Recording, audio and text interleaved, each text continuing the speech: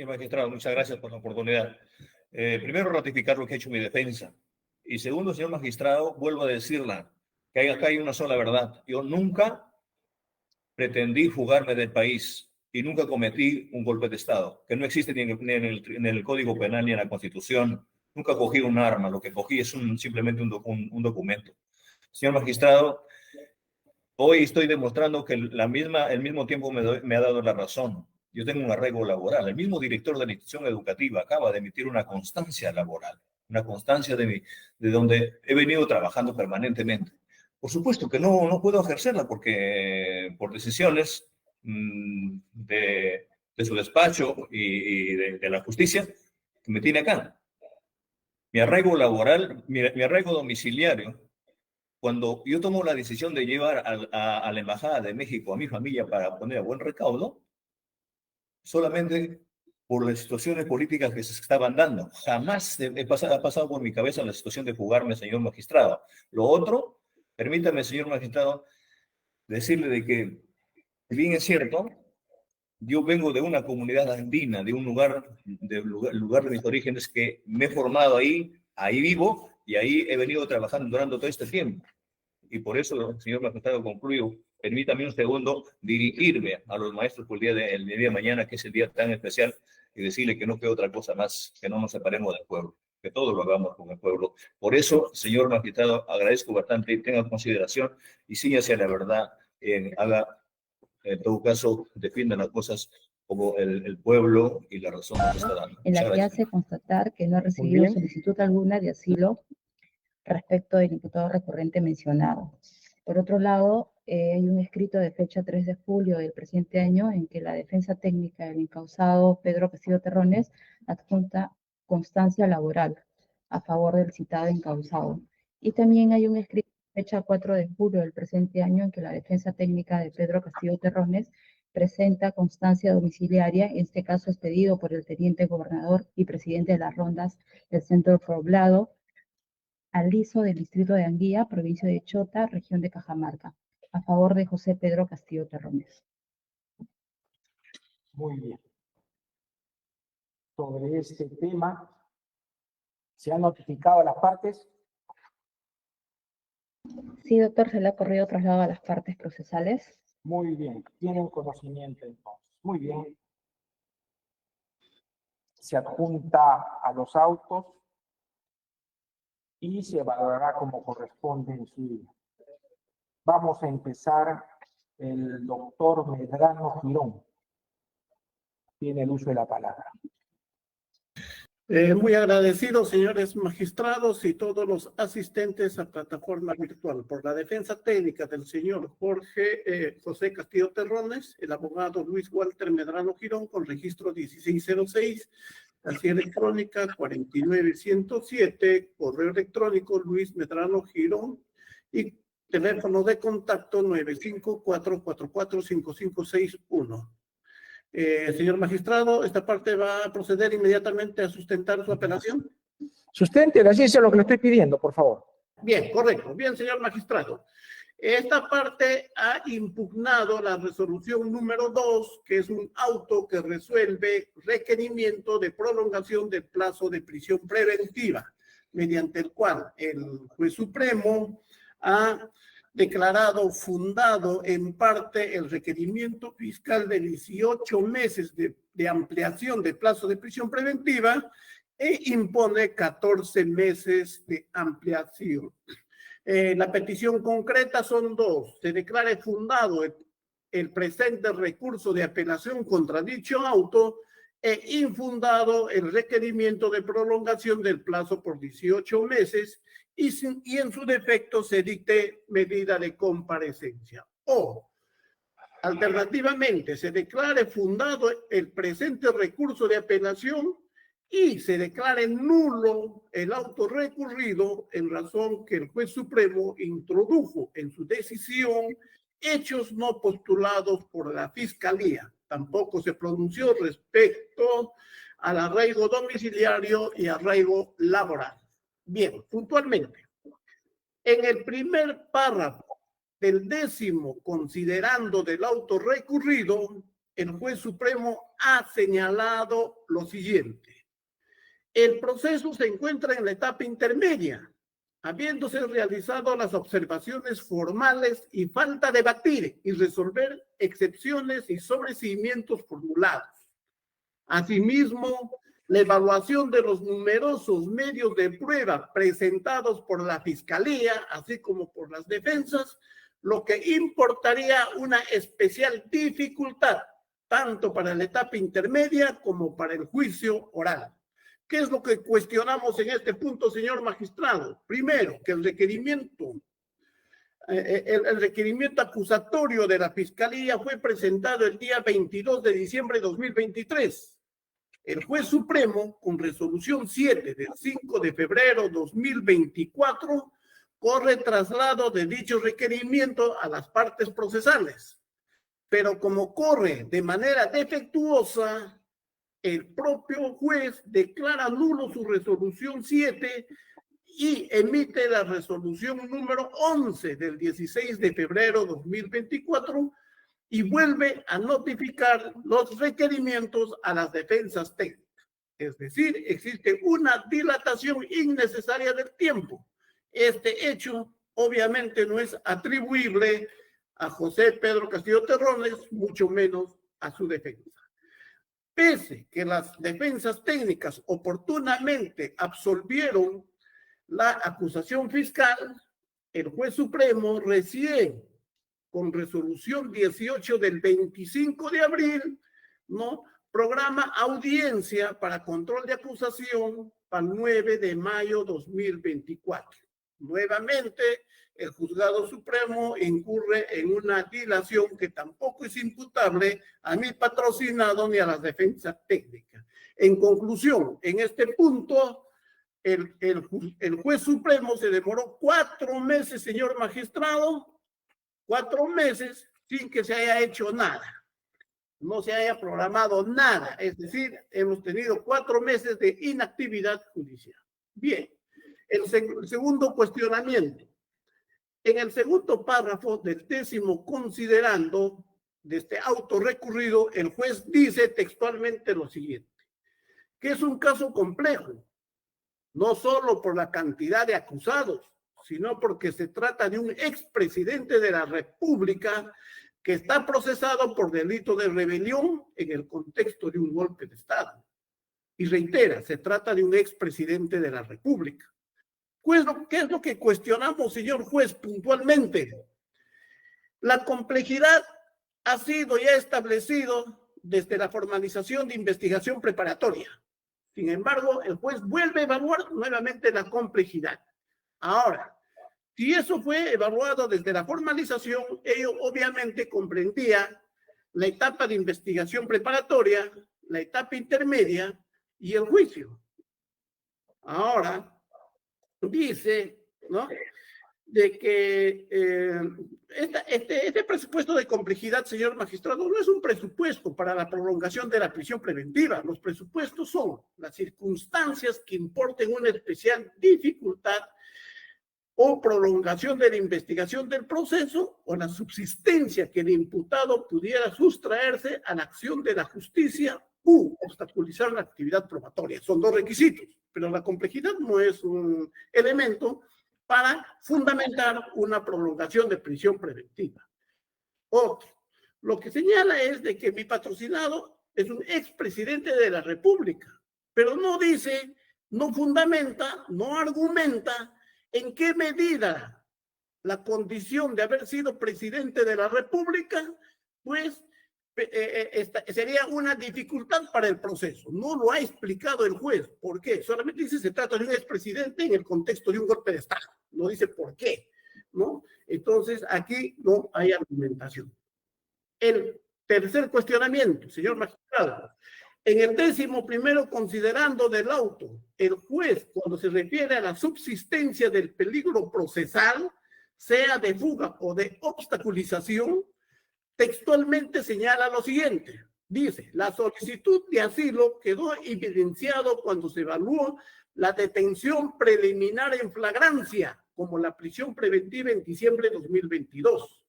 sobre concreta evidencia luego del mensaje a la nación propalado, como es de verse de la resolución 2 del 8/12/2022, expedida por este juzgado. A la audiencia de requerimiento del acusado Castillo Terrones, el abogado Víctor Pérez Liendo, en defensa conjunta con el abogado Aníbal Torres Vázquez. Señor magistrado, esta parte que estoy leyendo no es un argumento que ha sido expresado por el representante del Ministerio Público. Estos argumentos han sido introducidos de oficio por el juez supremo. Y como ha sido introducido por el juez supremo, es obvio que la defensa no ha podido contradecir en la audiencia correspondiente, no ha tenido la oportunidad de defenderse. Entonces, sucede que el juez, pues, introduce hechos no postulados por la Fiscalía. Es más, señor magistrado, solamente hace referencia que en aquella oportunidad tenía 2 abogados, el señor Castillo, pero nada no dice en qué medida este abogado Víctor Pérez Liendo tendría que ver con el asilo político del señor Castillo. No dice si mi patrocinado, ¿no? Me está escuchando, señor magistrado, ¿no? Por supuesto que sí, pero señor, vaya Este, culminando ya, vaya culminando. Sí, ya va a culminar.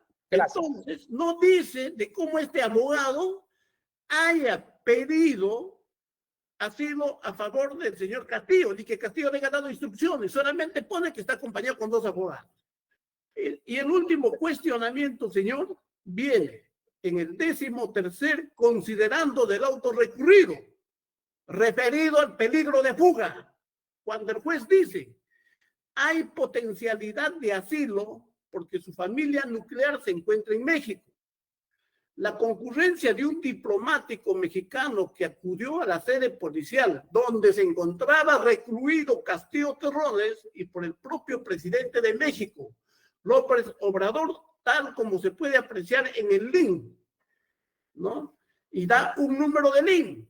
Señor magistrado, la Fiscalía cuando postula, cuando hace su requerimiento de prolongación de prisión preventiva, jamás ha señalado este texto que señala el juez. Entonces tenemos que el señor juez supremo ha introducido nuevamente otra información, incluido un link que jamás fue materia de sustento de la Fiscalía. Y como es obvio, en esa audiencia, señor magistrado, la defensa técnica tampoco pudo rebatir, tampoco pudo argumentar en contrario a estos hechos. Entonces, señor, lo que ha sucedido que ante los débiles argumentos de la Fiscalía en su requerimiento de prolongación del plazo de prisión preventiva, el juez lo ha suplido de oficio con otros argumentos que no han sido materia de debate. Asimismo, señor magistrado, en audiencia, esta parte ha sustentado que mi patrocinado tenía arraigo domiciliario y arraigo laboral. Pese a eso, el juez no se ha pronunciado al respecto en el auto recurrido. No existe ningún pronunciamiento al respecto. Entonces, señor magistrado, lo que tenemos es, pues, que en este caso, ya como lo ha señalado hace un momento, nosotros tenemos la Carta de Relaciones Exteriores de México, donde se señala de que mi patrocinado, José Pedro Castillo Terrones, jamás ha solicitado ningún tipo de asilo a los estados mexicanos. Jamás ha solicitado. Y entonces, con eso se desvanece el criterio que se dice de que él solicitó asilo. Él nunca ha solicitado asilo, señor. Que lo hayan hecho. Correcto. Muy bien. Para concluir, señor magistrado, ahí tenemos la constancia laboral expedido pues por Walter Coronel González, que es director de una institución educativa 10.465 de Puña, donde señala que mi patrocinado sí tiene arraigo laboral. Asimismo, tenemos la constancia domiciliaria expedido por el presidente de las Rondas Campesinas del Centro Poblado de Chubut y también por el gobernador y presidente de esas rondas, que también señala eso. Para finalizar, señor magistrado, lo que tenemos que decir, la prisión preventiva no debe ser un arma política para eliminar a quien se considere su enemigo, porque eso pervierte la finalidad procesal. Tampoco la prolongación de la prisión preventiva debe obedecerse cuando se señala que supuestamente son casos emblemáticos y que estarían pesando más criterios políticos que criterios procesales para resolver este problema, señor magistrado. Por tanto, solicito se declare fundada la apelación contra el auto recurrido y se declare infundada el requerimiento de prisión de plazo de 18 meses o se declare nulo también ese auto recurrido. Gracias, señor. Correcto, muchas gracias. El doctor Zapata González. Muy buenos días, señores magistrados y a todos los presentes. Siguiendo el principio de congruencia recursal, este Ministerio Público señala con relación a los agravios expuestos por la defensa técnica. En cuanto al primer punto, que el Juzgado Supremo no habría valorado correctamente las circunstancias que importen una especial dificultad o prolongación de la investigación, en este caso es del proceso.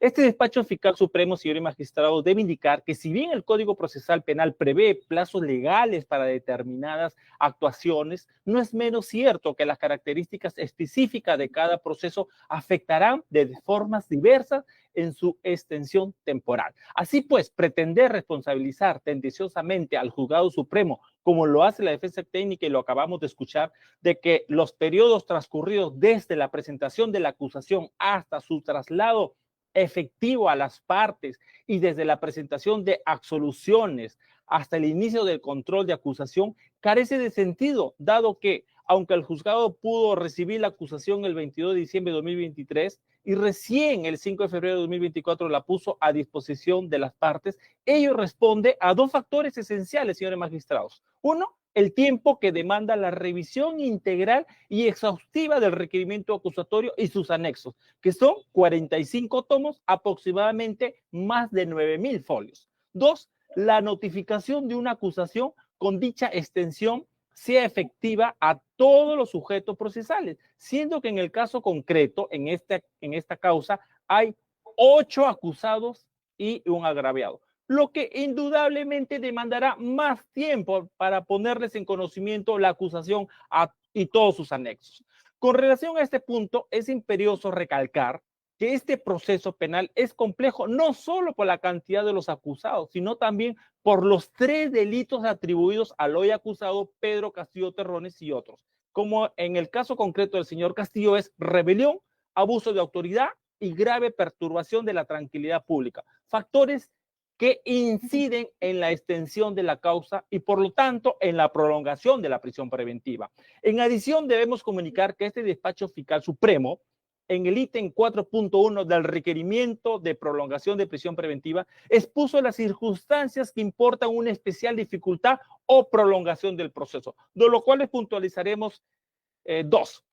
Una, la interposición reiterada de tutela de derecho, nulidades e incluso habeas corpus por parte del recurrente que cuenta con la misma fundamentación y que han sido desestimados. La formulación constante de recusaciones contra el juez supremo Checle Soria y que también han sido rechazadas de plano e incluso una de ellas ha sido declarada infundada en esta digna sala suprema. En lo que respecta al argumento de que el Juzgado Supremo habría valorado nuevamente la complejidad del proceso y que dicho elemento no merece ser examinado para la prolongación de la prisión preventiva, esto debe ser rechazado porque la acusación fiscal formulada por este despacho fiscal comprende la pretensión oportunamente de enjuiciar a 8 personas, lo cual incidirá en la extensión de todo el proceso. Por ende, la complejidad del caso ya no debe ser analizada desde la investigación preparatoria que ya concluyó, sino con relación a lo que queda de la etapa intermedia y del íntegro del posible juicio oral. En el último, esto último ha sido precisado en el considerando 10º de la recurrida, por lo que no hay una reiterada revisión del criterio de complejidad conforme alega la defensa, y lo acabamos de escuchar, sino que para este momento procesal ello se ha examinado de cara a la etapa intermedia, lo que justamente se condice con lo previsto en el artículo 274, numeral 1 del Código Procesal Penal.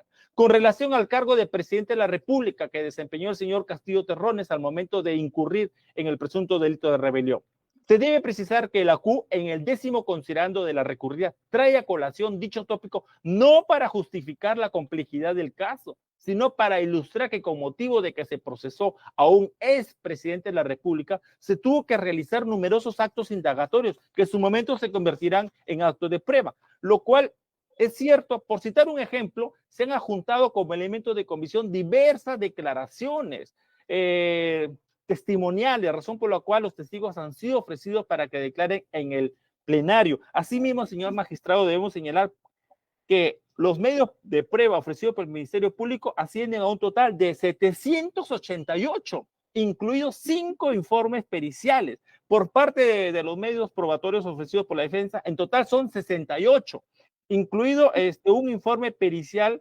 grafotécnico ofrecido por el acusado Torres Vázquez. Con esto, pues, se puede advertir que la defensa ha realizado un análisis convenientemente sesgado de los argumentos de la impugnada con el propósito de desvirtuar injustificadamente la decisión de la Q.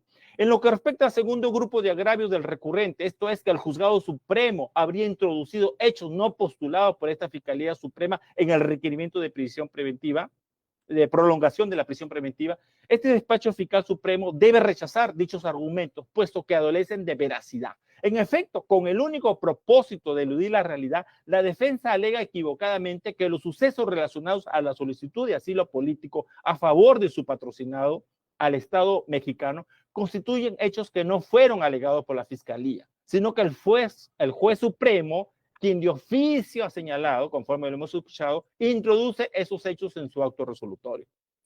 Ello, señores magistrados, es falso. Y es que basta con una rápida revisión al requerimiento de prolongación de prisión preventiva, en cuyo ítem A.4, en el subtitulado Facultades para abandonar el país, este despacho fiscal supremo señala que a razón de la diligencia promovida se halló en una de las computadoras incautadas al hoy acusado Aníbal Torres Vázquez un archivo que contiene una imagen escaneada de una carta dirigida al presidente de los Estados Unidos mexicanos, referida a una solicitud de asilo político a favor del señor Castillo Terrones de fecha 7 de diciembre, suscrita por el abogado Víctor Gilbert Pérez Liendo y recibida en la misma fecha por la Embajada de los Estados Americanos, la cual la tenemos acá a la vista, señor magistrado. Acá está el sello de la embajada. ¿Y quién es este señor abogado Víctor Gilbert Pérez Liendo? Él estuvo presente junto con el abogado Aníbal Torres al momento de la audiencia de la detención judicial preliminar. De esta manera, pues, todo lo relacionado a la solicitud de asilo político a favor del señor Castillo Terrones, contrario a lo alegado por la defensa técnica, ha sido invocado y explicado por este despacho fiscal supremo en el requerimiento escrito de prolongación, que, como es evidente, fue trasladado con antelación a la defensa técnica, al recurrente, para su revisión y contradicción en audiencia, siendo que en la sesión oral dicho tópico fue sometido a debate. En consecuencia, no se ha producido ninguna transgresión al derecho de contradicción ni a la garantía del debido proceso, como alega hoy la defensa del recurrente. En este punto, la defensa cuestiona también cómo el hecho de que se habría producido la solicitud de asilo, si el abogado Víctor Pérez Liendo habría recibido instrucciones para solicitar asilo a favor del señor Castillo, o es que dicha solicitud se dio por propia iniciativa del abogado y sin conocimiento o aprobación del recurrente. Al respecto, debemos indicar que la demostración fehaciente de los supuestos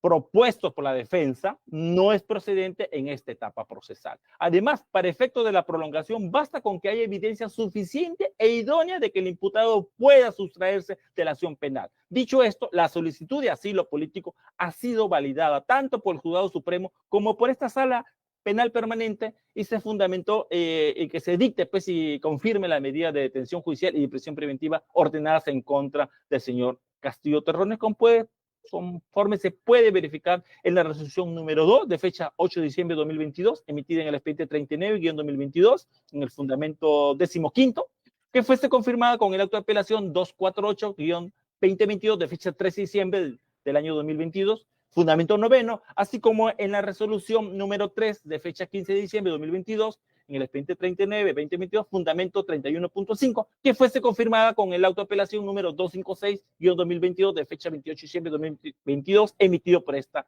Sala Suprema. Consecuentemente, pretender que la solicitud de asilo político es un hecho desconocido por el recurrente o que ha sido introducido de oficio por el juzgado constituye pues un acto cuestionable de la defensa, toda vez que dicho hecho ha sido planteado en el requerimiento de prolongación de prisión preventiva y por ende sometido a debate en la audiencia. Ahora, con respecto igualmente en alusión al tópico de asilo político, la defensa critica que el 13º fundamento de la apelada, el juzgado supremo haya hecho mención a un enlace de acceso link. Al respecto, cabe señalar que este despacho supremo ha acreditado con el acta fiscal de búsqueda y descarga de información pública de fecha 28 de mayo de 2024, que fue anexado al requerimiento escrito y que no ha sido desvirtuado por la defensa técnica. Finalmente, con respecto a que la defensa técnica refiere que el juzgado supremo no se pronunció sobre los arraigos domiciliario y laboral.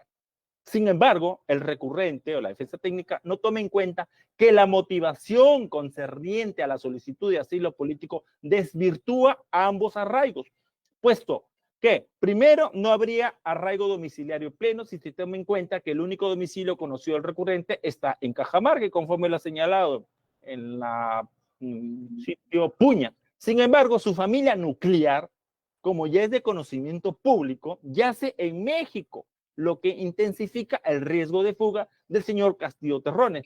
Por otro lado, respecto al arraigo laboral que ha sido mencionado, tampoco existiría, dado que el hoy acusado ya no se desempeña como docente o como profesor titular al encontrarse recluido en un centro carcelario conforme tenemos conocimiento. Con respecto a la impugnación por parte de este Ministerio Público, que es breve, en lo que concierne al recurso interpuesto, este despacho fiscal solicita puntualmente que se revoque la apelada en el extremo que dispuso 14 meses de plazo de prolongación de la prisión preventiva y en consecuencia se establezca el plazo de 18 meses como se solicitó en el requerimiento escrito. Nuestra pretensión, señor magistrado, responde exclusivamente a criterio de tiempo que la CUR no ha considerado al disponer el plazo de 14 meses. Así pues, el mismo juzgado supremo reconoce que a la fecha hay numerosos actos procesales por desplegar solo en lo atinente a la etapa intermedia. En efecto, al día de hoy, solo se ha concluido con el control formal de la acusación, que fuese presentado con fecha 22 de diciembre de 2023, estando pendiente el control sustancial del requerimiento, es decir, trámite y absolución, resolución de las excepciones, los sobreseimientos. Tenemos en cuenta acá, señores magistrados, que hay 6 excepciones interpuestas y 8 pedidos de sobreseimientos, así como la revisión de la admisión de los medios probatorios, de los cuales corresponde su confrontación o debate por parte de los 8 acusados, lo que incidirá en la extensión temporal del proceso. Dicho lo anterior, aunque el juzgado supremo refiere que las diversas actuaciones de control se llevan a cabo en sesiones continuas, ello no garantiza que las etapas restantes del proceso culminen céleremente. En efecto, como se ha detallado a cabalidad en el escrito de apelación, diversas actuaciones por su naturaleza demandarán ser vistas en varias sesiones, como el caso de las declaraciones de los peritos o la revisión de los dictámenes periciales durante el juicio oral.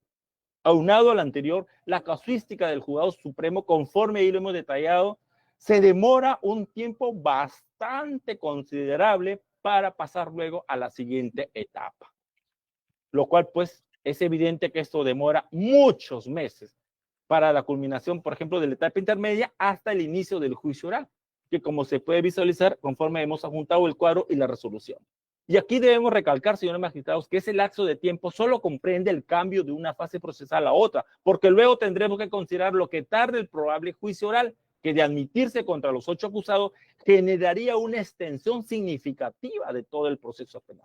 Por todo lo anterior mencionado, pues un plazo de 14 meses de prolongación de prisión preventiva resulta insuficiente para el desarrollo de las etapas intermedias y juicio oral, siendo indispensable que se disponga un plazo máximo previsto, esto es 18 meses. Por ello, señores magistrados, este Ministerio Público solicita se declare infundado el recurso de apelación presentado por la defensa técnica del señor Pedro Castillo Terrones y se declare fundado el recurso interpuesto por este Ministerio Público. En consecuencia, se revoque la apelada en el extremo contenido en el segundo punto resolutivo y reformándolo, se disponga el plazo de prolongación preventiva dictada en contra del señor Pedro Castillo Terrones sea por 18 meses. He concluido. Muchas gracias.